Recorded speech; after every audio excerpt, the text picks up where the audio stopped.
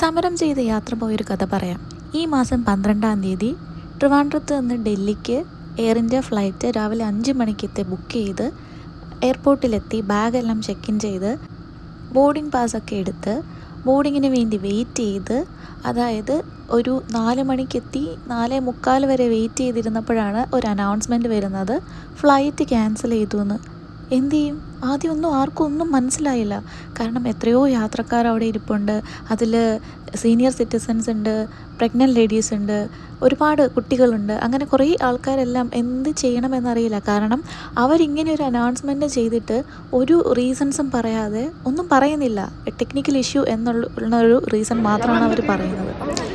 എത്ര നേരം നമ്മളവിടെ വെയിറ്റ് ചെയ്തെന്നറിയോ? ഇവരുടെ ഭാഗത്തു നിന്ന് ഒരു റെസ്പോൺസും കിട്ടാതെ. അപ്പം അവർ പറയുന്ന റീസൺ എന്ന് പറഞ്ഞാൽ ടെക്നിക്കൽ ഇഷ്യൂ ആണ്, നിങ്ങൾക്ക് നാളെയോ മറ്റന്നാളോ ഉള്ളൊരു ടിക്കറ്റ് നമ്മൾ അറേഞ്ച് ചെയ്ത് തരാമെന്ന്. അതെങ്ങനെ ശരിയാവും? നമ്മൾ ഇന്ന് യാത്ര ചെയ്യാൻ തീരുമാനിക്കുമ്പോൾ ബാക്കിയുള്ള കാര്യങ്ങളെല്ലാം അതിനോടനുബന്ധിച്ച് സെറ്റ് ചെയ്ത് വെക്കുമ്പോൾ നാളെയോ മറ്റന്നാളോ ഉള്ളൊരു ടിക്കറ്റ് തന്നു കഴിഞ്ഞാൽ നമ്മളെങ്ങനെ നമ്മുടെ യാത്ര, നമ്മൾ എന്താവശ്യത്തിനാണോ പോകുന്നത് അത് കംപ്ലീറ്റ് ചെയ്യാൻ പറ്റും? കുറേ മണിക്കൂറുകൾ വെയിറ്റ് ചെയ്തതിന് ശേഷം അവർ വന്ന് പറഞ്ഞു നമുക്ക് ടിക്കറ്റ് അറേഞ്ച് ചെയ്ത് തരാം എന്ന്. അതും കഴിഞ്ഞിട്ട് നമ്മൾ എത്രയോ മണിക്കൂറുകൾ അവിടെ വെയിറ്റ് ചെയ്തു.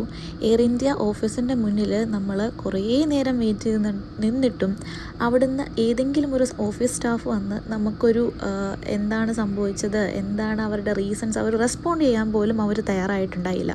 അങ്ങനെ ഞങ്ങൾക്ക് ടിക്കറ്റ് അറേഞ്ച് ചെയ്ത് തന്നു. അതും കണക്റ്റിംഗ് ഫ്ലൈറ്റാണ് തന്നത്.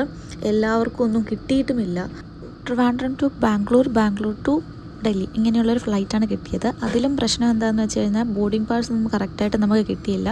ബാംഗ്ലൂർ ടു ഡൽഹി ഞങ്ങൾക്ക് ബോർഡിംഗ് പാസ് കിട്ടിയിട്ടേ ഉണ്ടായിരുന്നില്ല. പിന്നെ അവിടെ ചെന്ന് കഴിഞ്ഞ് ഗുസ്തി പിടിച്ചാണ് നമ്മൾ ബോർഡിംഗ് പാസ് തന്നെ ഒപ്പിച്ചെടുത്തത്. അങ്ങനെ വളരെ ദുരിതപൂർണ്ണമായൊരു യാത്രയായിരുന്നു.